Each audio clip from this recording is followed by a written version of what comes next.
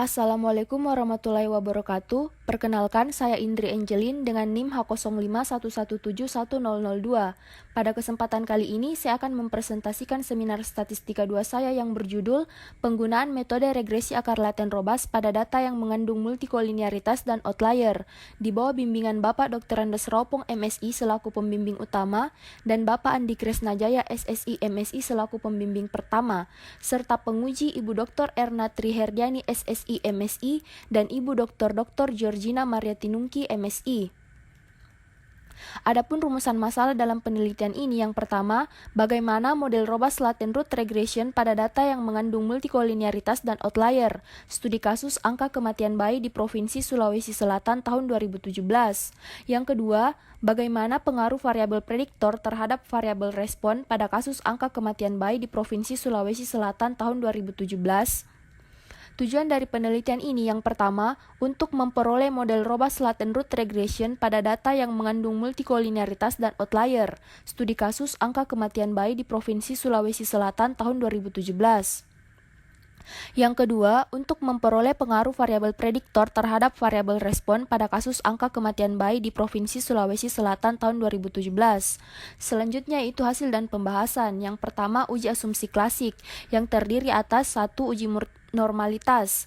Adapun hipotesis yang akan diuji yaitu H0 di mana EI berdistribusi normal dan H1 di mana EI tidak berdistribusi normal, serta kriteria pengujian jika p-value kurang dari alpha 0,05 maka tolak H0, dan jika p-value lebih besar dari alpha 0,05 maka terima H0. Dengan menggunakan aplikasi SPSS 24 maka diperoleh hasil sebagai berikut.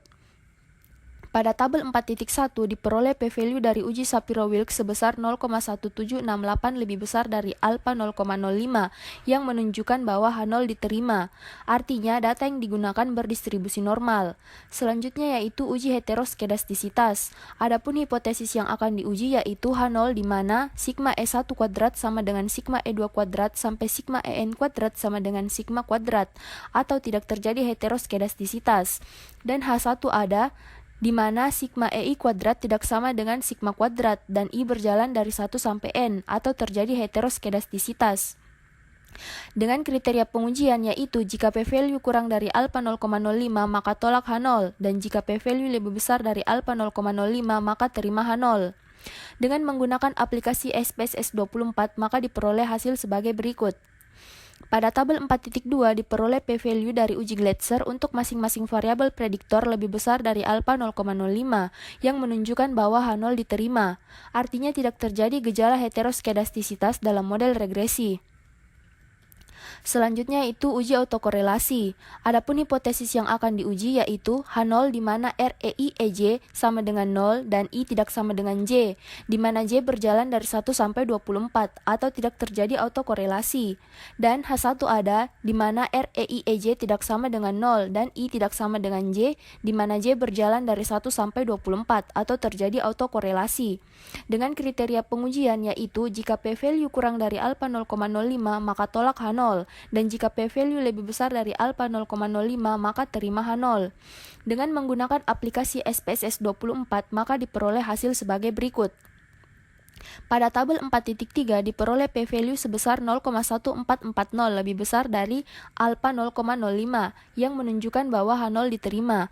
Artinya tidak terjadi autokorelasi dalam model regresi.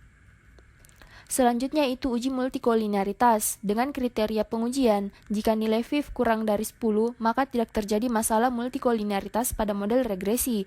Dan jika nilai FIV lebih besar dari 10, maka terjadi masalah multikolinearitas pada model regresi. Dengan menggunakan aplikasi SPSS 24, maka diperoleh hasil sebagai berikut. Pada tabel 4.4 dapat dilihat bahwa nilai FIV untuk variabel jumlah sarana kesehatan atau X2, pelayanan kesehatan bayi atau X3, dan cakupan pemberian vitamin A pada bayi usia 6-11 bulan atau X4 lebih besar dari 10. Maka berdasarkan kriteria pengujian untuk nilai FIV disimpulkan bahwa terjadi masalah multikolinearitas pada variabel prediktor. Salah satu metode yang digunakan untuk mengatasi multikolinearitas adalah metode regresi akar laten. Selanjutnya yaitu identifikasi pencilan. Yang pertama menggunakan metode DF-Fits. Suatu data dikatakan terdeteksi pencilan pada variabel respon jika nilai mutlak DF-Fits lebih besar dari 1 untuk jumlah pengamatan kurang dari sama dengan 30. Pada tabel 4.5 dapat dilihat bahwa nilai mutlak DF-Fits pada data keempat lebih besar dari 1. Hal ini menunjukkan bahwa data tersebut terdeteksi sebagai pencilan pada arah Y. Selanjutnya itu menggunakan leverage value atau HII. Suatu data dikatakan terdeteksi pencilan pada variabel prediktor jika nilai HII lebih besar dari 2K per N. Pada tabel 4.6 dapat dilihat bahwa nilai HII pada data keempat, 6, 11, 21, dan 22 lebih besar dari 2K per N atau lebih besar dari 0,333. Hal ini menunjukkan bahwa data tersebut terdeteksi sebagai pencilan pada arah X. Salah satu metode yang digunakan untuk mengatasi pencilan pada arah X dan Y adalah metode regresi robust dengan estimator. Selanjutnya yaitu penerapan metode regresi akar laten. Yang pertama yaitu menghitung matriks korelasi gandengan yang diperoleh dari penggabungan matriks variabel respon dan prediktor yang telah dibakukan. Selanjutnya menghitung akar laten dan vektor laten. Kemudian menentukan komponen utama yang akan digunakan pada tahap analisis yang dilakukan dengan membuang komponen utama yang bersesuaian dengan nilai lambda J kurang dari sama dengan 0,05 dan mutlak gamma 0 J kurang dari 0,10. Setelah menentukan akar laten dan vektor laten yang tetap dipertahankan, maka diperoleh 4 komponen utama sebagai berikut. Selanjutnya, dengan menggunakan persamaan 2.18 diperoleh model regresi dengan penduga parameter kuadrat terkecil termodifikasi. Lalu, dengan menggunakan persamaan 2.19 dan 2.20 diperoleh model regresi dengan penduga parameter untuk data asal. Kemudian, sebagai langkah terakhir ialah melakukan proses eliminasi backward atau langkah mundur untuk mengeluarkan variabel prediktor yang tidak berpengaruh terhadap model, dan dalam hal ini digunakan uji F. Pada tabel 4.8 dapat dilihat bahwa nilai F hitung untuk semua variabel prediktor lebih besar dari nilai F tabel yaitu 0,004. Hal ini menunjukkan bahwa tidak ada variabel prediktor yang dihapus atau dikeluarkan dari model. Selanjutnya yaitu estimasi parameter regresi robust menggunakan metode estimasi MM. Model regresi linear berganda untuk data KI dan data N pengamatan dapat dilihat pada persamaan 4.1. Bentuk taksiran model untuk persamaan 4.1 yaitu sebagai berikut. Dalam notasi matriks, persamaan 4.2 dapat ditulis menjadi Y topi sama dengan X beta topi. Estimasi parameter regresi pada dasarnya dapat dilakukan dengan menggunakan metode OLS. Namun, estimasi parameter menggunakan OLS menjadi kurang baik apabila distribusi galatnya tidak normal dan mengandung pencilan. Salah satu cara untuk mengatasinya adalah dengan menggunakan regresi robust dengan metode estimasi MM. Adapun bentuk umum regresi robust dengan estimasi MM dapat dilihat pada persamaan 2.28. Untuk meminimumkan persamaan 2.28 dicari turunan parsial pertama dari rho terhadap beta J di mana J berjalan dari 0 sampai P dan disamakan dengan 0 seperti persamaan 4.4. Untuk EI sama dengan YI dikurang sigma J sama dengan 0 sampai P X IJ beta J dan EI bintang sama dengan EI per sigma topi atau galat yang distandarisasi, maka diperoleh persamaan 4.4 menjadi sebagai berikut. Dengan menggunakan aturan turunan berantai, maka diperoleh persamaan 4.6. Karena diketahui bahwa fungsi pengaruh yang digunakan untuk memperoleh fungsi pembobot adalah turunan dari fungsi objektif atau psi sama dengan rho aksen, maka persamaan 4.6 menjadi persamaan 4.7. Didefinisikan suatu fungsi pembobot WI sama dengan psi EI bintang per EI bintang, maka persamaan 4.7 dapat ditulis menjadi persamaan 4.8. Dalam notasi matriks, persamaan 4.8 dapat ditulis menjadi sebagai berikut. Pada persamaan 4.9, kedua ruas dikalikan dengan X transpose dikali W dikali X inverse untuk mendapatkan estimasi parameter seperti persamaan 4.10. Pada langkah selanjutnya, dihitung kembali bobot WI yang baru menggunakan beta topi J dari hasil sebelumnya dan skala parameter sigma topi konstan. Untuk WI pangkat M bobot yang diberikan, dapat diperoleh estimator beta topi J pangkat M plus 1 sama dengan X transpose dikali W pangkat M dikali X inverse dikali X transpose dikali W pangkat M dikali Y sampai sigma I sama dengan 1 sampai N mutlak EI pangkat M konvergen, sehingga selisih nilai beta topi J pangkat M dan beta topi J pangkat M plus 1 mendekati 0 dengan M banyaknya iterasi. Selanjutnya itu identifikasi pencilan data yang bebas multikolinearitas. Yang pertama yaitu menggunakan metode DF-fit. Pada tabel 4.9 dapat dilihat nilai mutlak DF-fits pada data kedua 1 dan 22 lebih besar dari 1. Hal ini menunjukkan bahwa data tersebut terdeteksi sebagai pencilan pada arah Y. Selanjutnya yaitu menggunakan leverage value atau HII. Pada tabel 4.10 dapat dilihat bahwa nilai HII pada data ketiga, 6, 11, 16, 21, dan 22 lebih besar dari 2K per N atau lebih besar dari 0,25. Hal ini menunjukkan bahwa data tersebut terdeteksi sebagai pencilan pada arah X. Selanjutnya itu model regresi robust menggunakan metode estimasi MM.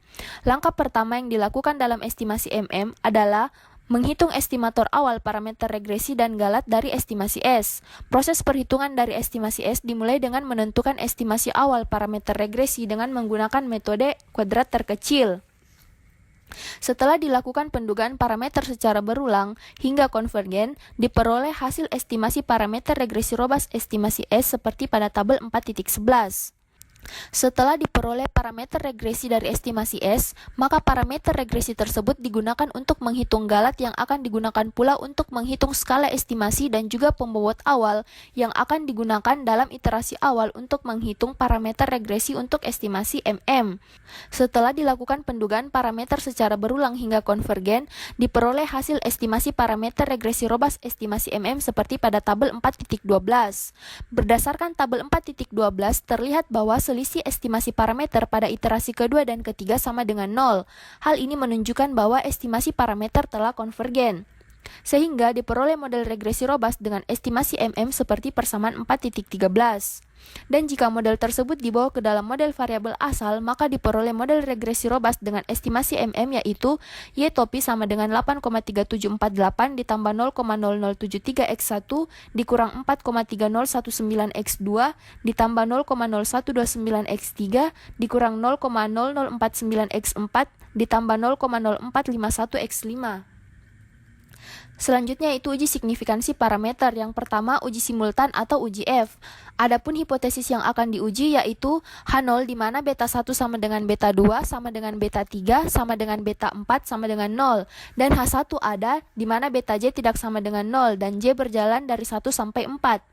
Dengan kriteria pengujian yaitu jika F hitung lebih besar sama dengan F tabel maka tolak H0 dan jika F hitung kurang dari F tabel maka terima H0. Dengan menggunakan aplikasi SPSS 24 maka diperoleh hasil sebagai berikut. Pada tabel 4.13 diperoleh F hitung sebesar 59041,4877 dan berdasarkan tabel distribusi F diperoleh F tabel sebesar 2,77. Karena nilai F hitung lebih besar dari F tabel jadi disimpulkan bahwa H0 ditolak. Artinya, paling sedikit terdapat satu faktor yang berpengaruh signifikan terhadap angka kematian bayi di Sulawesi Selatan pada tahun 2017. Selanjutnya yaitu uji parsial atau uji T. Adapun hipotesis yang akan diuji yaitu H0 di mana beta J sama dengan 0 dan H1 di mana beta J tidak sama dengan 0 dan J berjalan dari 1 sampai 4. Dengan kriteria pengujian yaitu jika mutlak T hitung lebih besar sama dengan T tabel maka tolak H0 dan jika mutlak T hitung kurang dari T tabel maka terima H0. Dengan menggunakan aplikasi SPSS 24 maka diperoleh hasil sebagai berikut.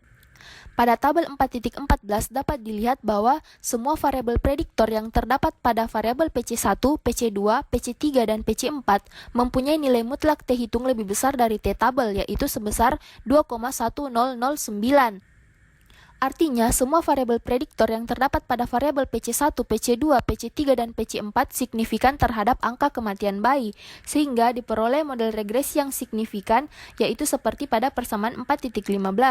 Dan jika model tersebut dibawa ke dalam model variabel asal, maka diperoleh model sebagai berikut, yaitu Y topi sama dengan 8,3748 ditambah 0,0073x1 dikurang 4,3019x2 ditambah 0,0129x3 dikurang 0,0049x4 ditambah 0,0451x5.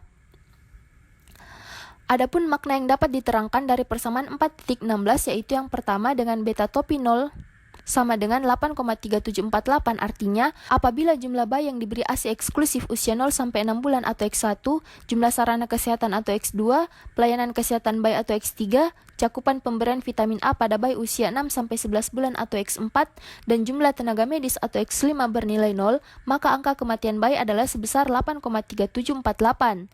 Lalu, untuk beta topi 1 sama dengan 0,0073, artinya angka tersebut menunjukkan koefisien untuk jumlah bayi yang diberi ASI eksklusif usia 0 sampai 6 bulan. Angka sebesar 0,0073 menunjukkan tanda positif yang berarti bahwa apabila jumlah bayi yang diberi ASI eksklusif usia 0 sampai 6 bulan meningkat satu satuan, sedangkan variabel lainnya dianggap konstan, maka akan menaikkan angka kematian bayi sebesar 0,0073 satuan.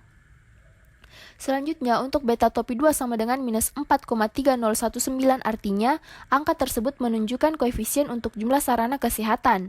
Angka sebesar 4,3019 menunjukkan tanda negatif yang berarti bahwa apabila jumlah sarana kesehatan meningkat satu satuan sedangkan variabel lainnya dianggap konstan, maka akan menurunkan angka kematian bayi sebesar 4,3019 satuan.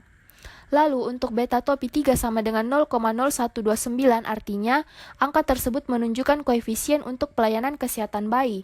Angka sebesar 0,0129 menunjukkan tanda positif yang berarti bahwa apabila jumlah bayi yang rutin diperiksakan kesehatannya meningkat satu satuan sedangkan variabel lainnya dianggap konstan, maka akan menaikkan angka kematian bayi sebesar 0,0129 satuan. Kemudian, untuk beta topi 4 sama dengan minus 0,0049, artinya angka tersebut menunjukkan koefisien untuk jumlah pemberian vitamin A pada bayi usia 6-11 bulan.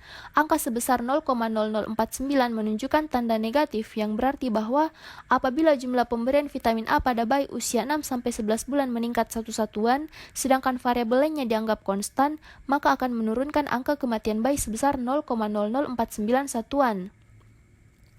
Lalu, untuk beta topi 5 sama dengan 0,0451, artinya angka tersebut menunjukkan koefisien untuk jumlah tenaga medis. Angka sebesar 0,0451 menunjukkan tanda positif yang berarti bahwa apabila jumlah tenaga medis meningkat satu satuan, sedangkan variabel lainnya dianggap konstan, maka akan menaikkan angka kematian bayi sebesar 0,0451 satuan. Adapun kesimpulan dari penelitian ini, yang pertama, model robust latent root regression pada data angka kematian bayi di Provinsi Sulawesi Selatan pada tahun 2017 adalah sebagai berikut, yaitu Y topi sama dengan 8,3748 ditambah 4,2522 PC1 ditambah 20,3594 PC2 dikurang 3,4594 PC3 ditambah 2,1879 PC4, atau Y topi sama dengan 8,3748 ditambah 0,0073x1 dikurang 4,3019x2 ditambah 0,0129x3 dikurang 0,0049x4 ditambah 0,0451x5. Yang kedua, berdasarkan salah satu uji signifikansi parameter yang dilakukan, yaitu uji parsial atau uji T dengan alfa 0,05, diperoleh semua koefisien regresi PC1, PC2, PC3, dan PC4 signifikan.